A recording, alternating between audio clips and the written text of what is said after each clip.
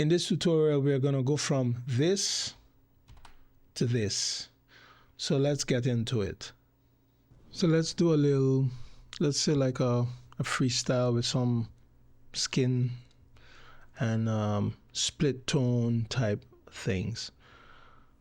So the nice thing about split tone is it's a let me say a style of creating a look, you know, and I think sometimes people just get caught up in just one way of doing it. I've seen many people just throw in a DCTL and just go and move some knobs, but I think it could be used a bit more creative. So let's see if we could do something like that. So my first thing I always like to do is I like to create, what I like to always do in the beginning is I like to create my first nodes.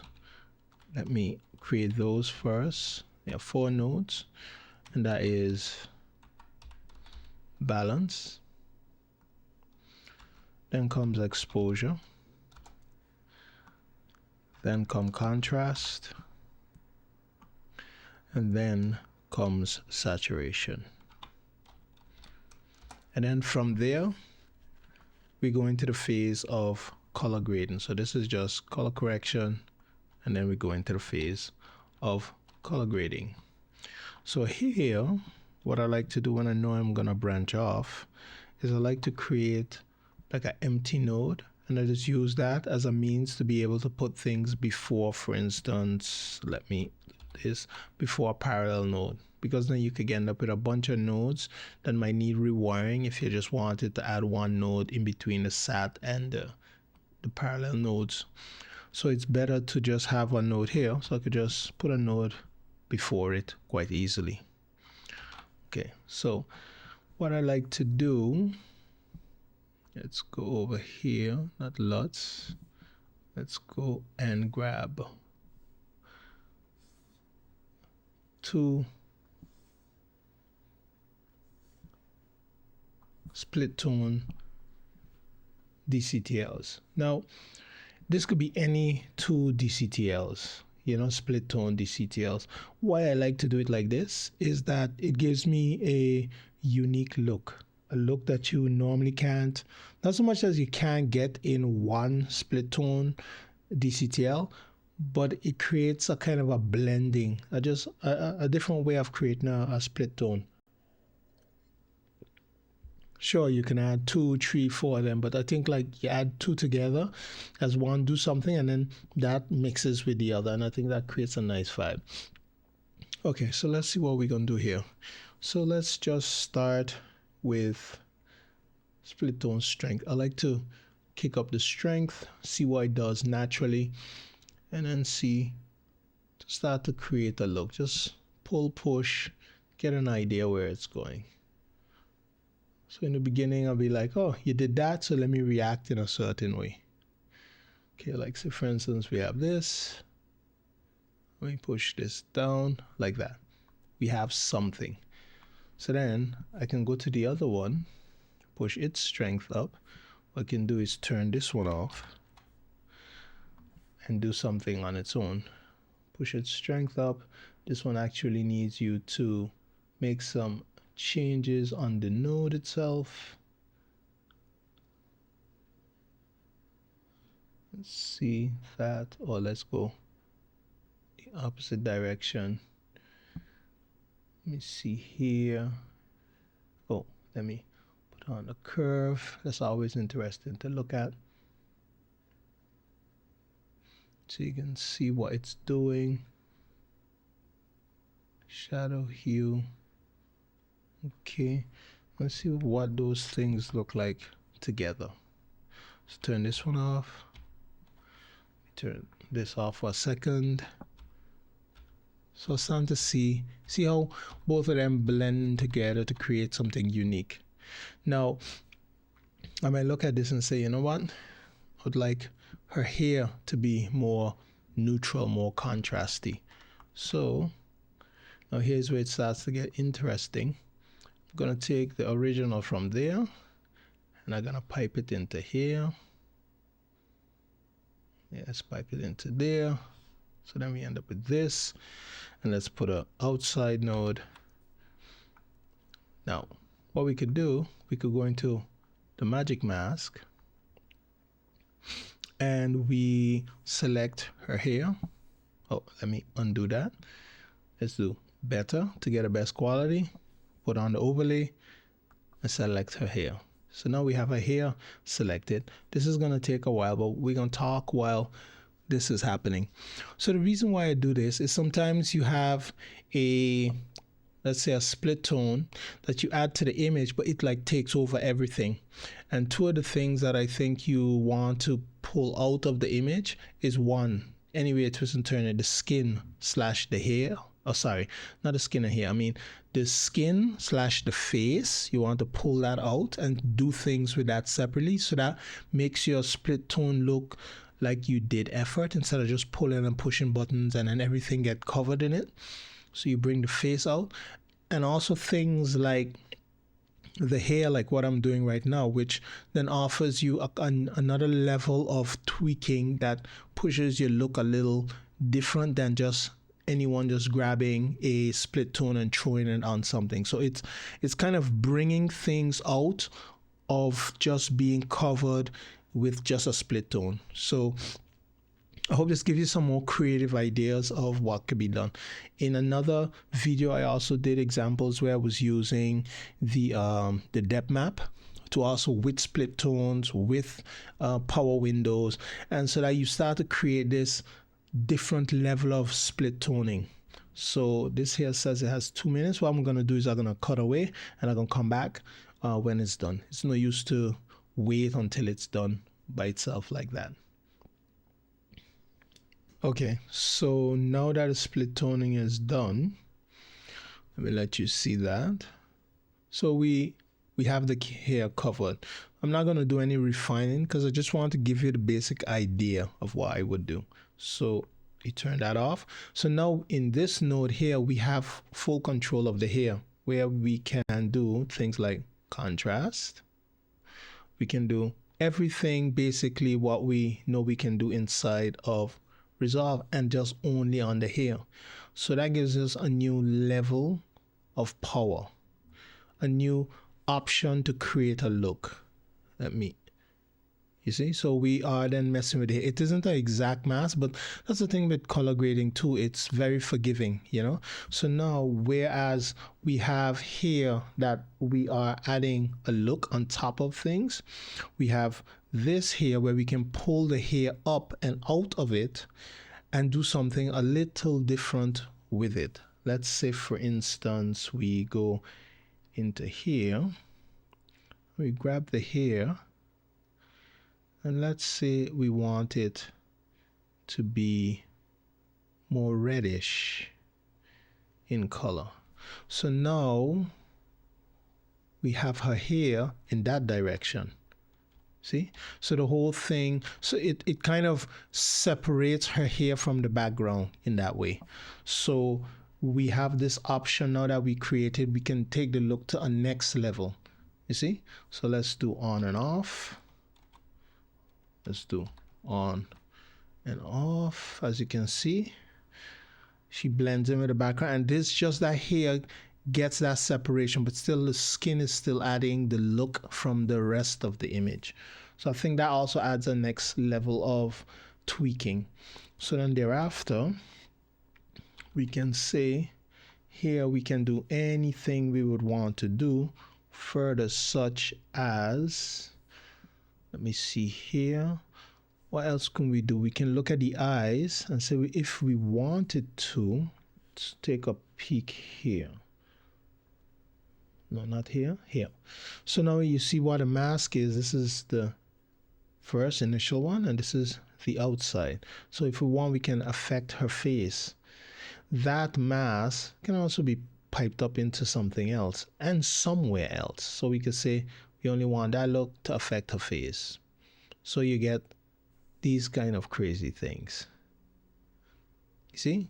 So it's I hope this gives you kind of an idea of what all then becomes possible when you start to use these other tools to mix into your split toning. So let me take a look here.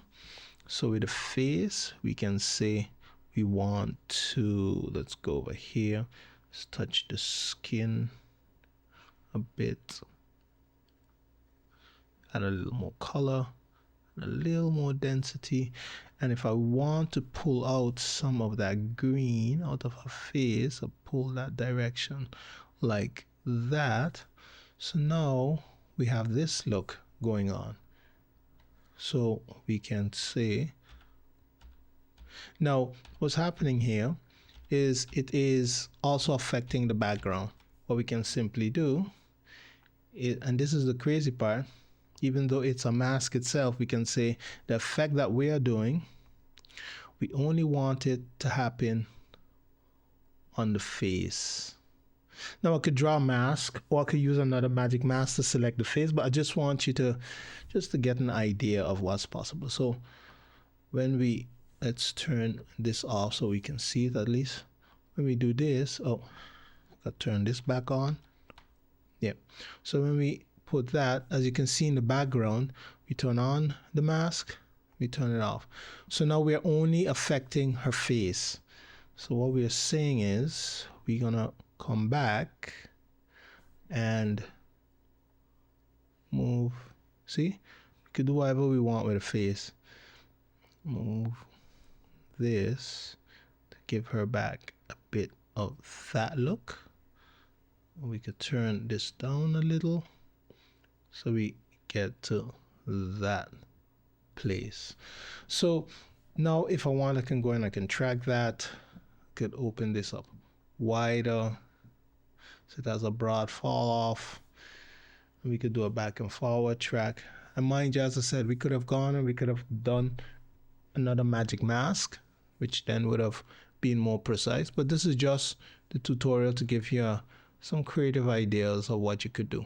And now you don't even see that mask that is on her face. It's blended in properly. So we can turn this off like this. Before and after. Let's move that so we can do a before and after of the little mask we make, and we can do it on a grand scale from that to that. So now we are starting to create a really different type of split tone look. And we can say, what I like to do sometimes is when I'm done, because like you are being creative, you create all the stuff that you want. Let's go here and mess with the exposure a bit first before I do the last step. Let's go to here. Let's see to increase the exposure a bit. Yeah, and let's do a contrast increase. Let's do 0.336. That's the pivot point fun of the intermediate codec from Resolve. So now we have this going on. So now we got a more contrasty look. We could bring it down a little bit to there. Yep. So let's take a look with and without.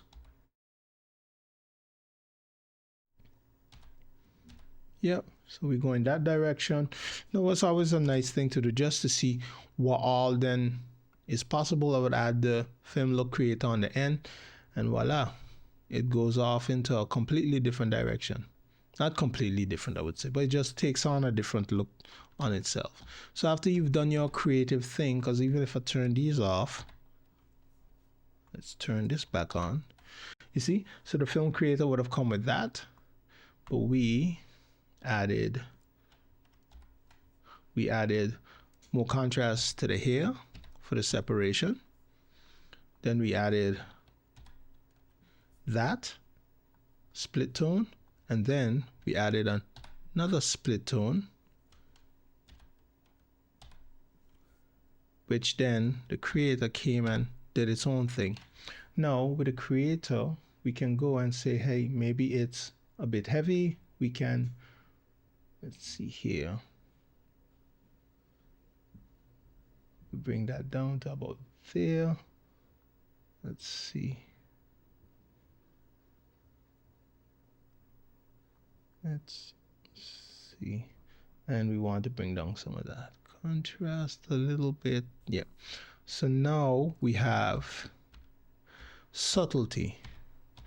And I think that's one of the most important things, because like when you're doing these kind of looks, try not to push the most out of everything you do. You want to leave room for you to be able to do more things down the line. So if you go and you add all the contrast that you could possibly get out of it back here, you're gonna have no option over here to do any kind of contrasting, because you would have taken the full bandwidth of what contrast would have looked good on top of your image. So always try to do small little amounts and let them incrementally add up together, because at the end of the day, it's only so far you could push it before it starts to look weird, you know? So that's kind of one of my ideas, a bunch of little subtle things going forward. So if I want, I could have also done something with her eyes. Let's do that. For instance, let's go here. Let's add another node. Now her eyes, let's add a DCTL. I'm gonna add a DCTL call tetra. Now what I want to do is I want to figure out what color her eyes actually are. So we're gonna come up here, and the first thing you're gonna think, hey, let's play with blue. You see it's changing. Blue, move more to, oh, let me put it on the vector scope. Vector scope, yeah. So now I'm saying I'm gonna move what is blue, I'm gonna move more in the direction of red. So I just wanted to see what her eye color is. But what I want to do is I want to move what is blue more to cyan. So I'm gonna look for, let me see here. Here's a blue cyan move. So her eyes does have a bit of cyan in it already. So when I move it, you see, we can move it off to green, move it over a little bit, let's turn it on and off. Let's go back and do that again. Come back a bit, and then we take a bit of the blue. Let me see where the blue is. Let's pull the blue away from green. See what colors we're getting there. That isn't having much of an effect. Let me see here. That's blue green. Oh wait, yeah, this pushes it a bit more down, cyan. So what we are getting is before and after. Now, naturally what we have to do, so now let's take a look at it before and after. It's just a small little glint that we get in her eyes, right? But once again, it's about that small little adjustment adding up together. So let me look at this here, put on tetra, and do this. Now you can notice it affecting her color too, but we're gonna put a mask on her eyes.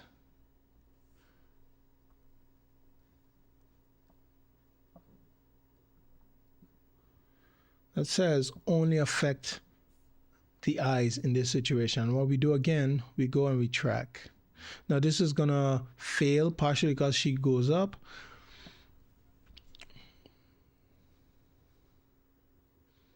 Yeah, failed. But if I was going to do it properly, I would come to here. Let me see. Come to here. Oh wait, let me reset. I could probably do it much better than that. Let's move back to here. Put this on over the eyes. Cover it like this. And then go into here and let's put all of them and then do a track.